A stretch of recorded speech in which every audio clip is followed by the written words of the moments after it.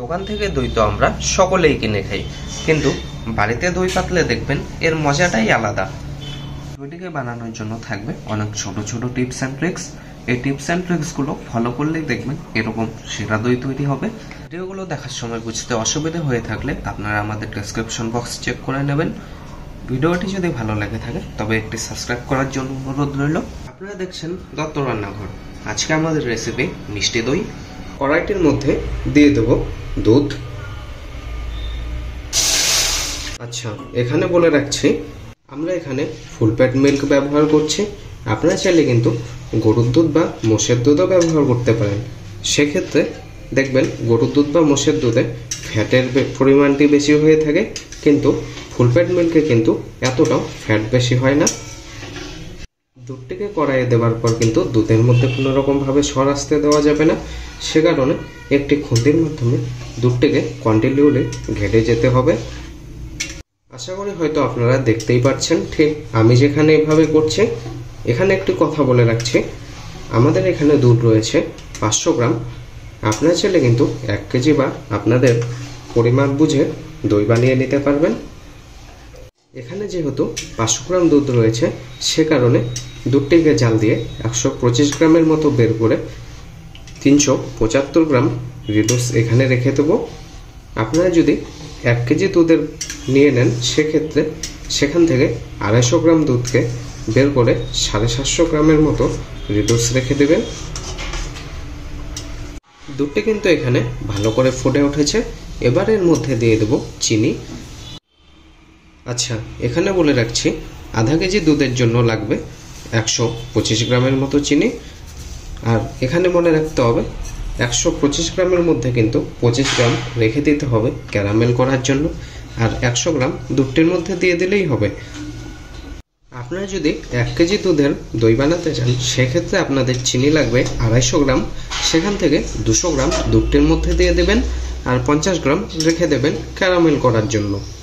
দুধটির মধ্যে চিনিটিকে দেওয়ার পর কড়াইয়ের সাইড থেকে বারবার চেঁচে চেঁচে উঠিয়ে নেবেন, নয়তো দুধগুলো পুড়ে যাওয়ার সম্ভাবনা থাকবে।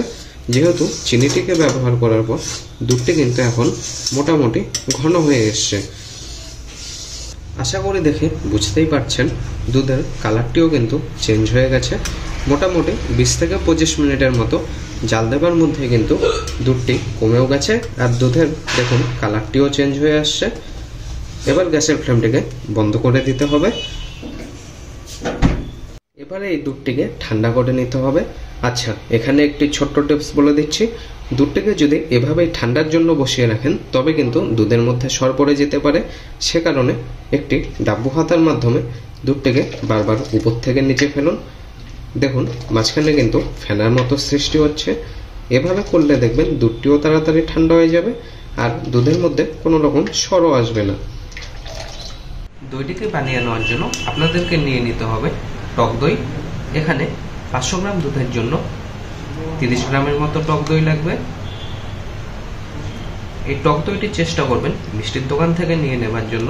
আচ্ছা, যদি মিষ্টির দোকানে না পান, সেক্ষেত্রে প্যাকেটের দইও ব্যবহার করতে পারেন, কিন্তু দইটি ব্যবহার করতেই হবে। তার আগে একবার ছাঁকনির মাধ্যমে ছেঁকে নেবেন, নিচের থেকে দইয়ের জলটি বেরিয়ে যাবে। চিনিটিকে ক্যারামেল করার জন্য দিয়ে দিচ্ছি চিনিগুলোকে। জাস্ট কিছুই নয়, চিনিটিকে একটি প্যানের মধ্যে নিয়ে রেখে দিলেই দেখবেন চিনিগুলো এভাবে সাইড থেকে গলতে শুরু করবে। চিনির ক্যারামেলটির মধ্যে খুব বেশি একটি কালার আনার দরকার নেই, জাস্ট এরকম হালকা একটু গোল্ডেন ব্রাউন হয়ে গেলেই হবে। খুব বেশি কালার আনলে দইটি খাবার সময় তেতেও হয়ে যেতে পারে। দেখে হয়তো আপনারা বুঝতেই পারছেন দোকানের মধ্যে যে দইয়ের কালারটি হয় সেই কালারটি এখন হয়তো আসেনি, কিন্তু এই কালারটি কিভাবে আসবে সেটাই এখন দেখে নিন। ক্যারামেলটা হয়ে গেলে এর মধ্যে 1 হাতা দুধ দিয়ে দিন। দুধ দিয়ে সাথে সাথে ঘেটে নিতে হবে, নয়তো কিন্তু দুধের ক্যারামেলটি লেগে ধরবে একদম শক্ত হয়ে। ক্যারামেলের মধ্যে বানিয়ে নেওয়া দুধটিকে এবার এই দুধটির মধ্যে ঢেলে দেব। দেখুন ক্যারামেল করে নেওয়া দুধটিকে দেবার পর দেখুন কালারটি কিন্তু একদম দোকানের দইয়ের মতোই এসে গেছে। এবারে এর মধ্যে দিয়ে দিতে হবে টক দই, বাট এর আগে টক দইটিকে একবার ভালো করে ফেটিয়ে নিতে হবে। ততক্ষণ পর্যন্ত ফেটিয়ে নিতে হবে যতক্ষণ না পর্যন্ত দইটি একদম ক্রিমির মতো হয়ে আসছে। টক দইটিকে ফেটানো হয়ে গেলে এর মধ্যে এবারে দিয়ে দিতে হবে কিছুটা দুধ। দুধটি দেওয়ার কারণটি হলো দুধটি যেহেতু গরমও থাকতে পারে, সে কারণে আগে টক দইয়ের মধ্যে দিয়ে একবার ভালো করে ফেটিয়ে নিন, নয়তো যদি ডাইরেক্টলি টক দইটি দিয়ে দেওয়া হয় সে কারণে কিন্তু দুধটি ফেটেও যেতে পারে। দুধ আর দইটি কিন্তু ভালো করে ফেটানো হয়ে গেছে। এবার এই দইটিকে দিয়ে দিতে হবে এই দুধটির মধ্যে। দইটিকে দেওয়ার পর দুধটির সাথে একবার দইটিকে ভালো করে মিশিয়ে নিতে হবে।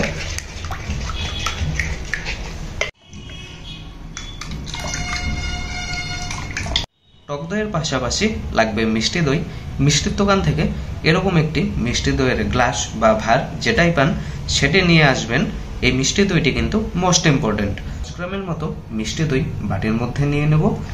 এই মিষ্টি দইটি ব্যবহার না করলে কিন্তু যতই দই বানানোর চেষ্টা করুন, দই কিন্তু কোনো রকম ভাবেই তৈরি হবে না। এবার এই দইটিকেও একবার ফেটিয়ে নিতে হবে। এমনভাবে ফেটাতে হবে যাতে এই দুইটির মধ্যে কোনো রকম লাভ না থাকে। ফেটিয়ে নেওয়া মিষ্টি দইটিকে এবার এই দুধটির মধ্যে দিয়ে দেব। এই মিষ্টি দইটি দিলেই কিন্তু দইটি ঘন হতে সাহায্য করবে। আরেকবার মিশিয়ে নিলেই কিন্তু রেডি আমাদের দই দুধ। আচ্ছা, এই দইটিকে ঠিক কতটা ঠান্ডা হলে পাতিলের মধ্যে পাতবেন সেটিও আমি আপনাদেরকে বলে দেব। সেজন্য হাতটিকে একটু মুঠো করে নিয়ে হাতের ঠিক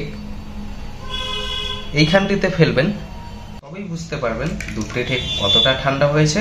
আচ্ছা, এখানেই কেন বললাম, কারণ হাতের এই চামড়াটি সব থেকে নরম হয়ে থাকে আর বেশি সেন্সিটিভ হয়ে থাকে, সে কারণে এই অংশে নিলে দেখবেন দইটি বেশি ঠান্ডা না গরম সেটি একদম বুঝে যাবেন। দইটিকে পাতার জন্য নিয়ে নিয়েছি 500 গ্রামের দইয়ের হাঁড়ি। আচ্ছা, অনেকেই কি করেন, দইয়ের হাঁড়িটি নেবার পর দইয়ের হাঁড়িগুলোকে ডাইরেক্টলি ধুয়ে ফেলেন। সেইভাবে না ধুয়ে একটি কাজ করবেন, এখানে একটি সুতির নেকড়া দিয়ে ভালো করে মুছে নেবেন। মুছে নেবার পর এই দইয়ের হাঁড়িটির গায়ে একটু সামান্য টক দই বা মিষ্টি দই লাগিয়ে নেবেন। এতে কিন্তু দইটিকে বসতে সাহায্য করবে এই টক দই বা মিষ্টি দইটি। যদি হাঁড়িটিকে ধুয়ে ফেলেন তবে কিন্তু যতই চেষ্টা করুন দই কোনোভাবেই বসবে না। এবার এই হাঁড়িটির মধ্যে দইটিকে দিয়ে দেব, মানে দইয়ের যে দুধটিকে বানিয়েছি সেটি।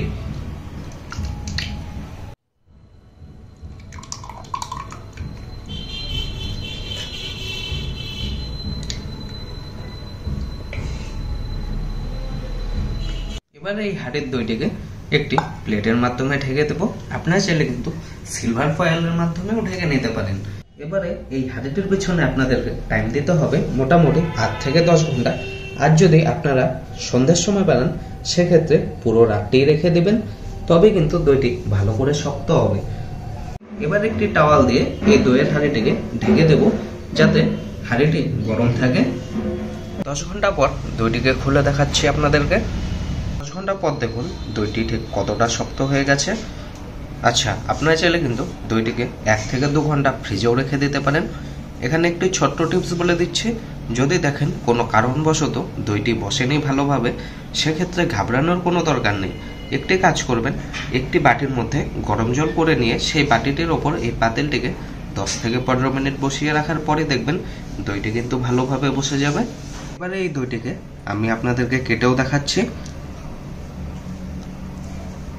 দেখুন উপরের শটটি কত মোটা ভাব পড়েছে।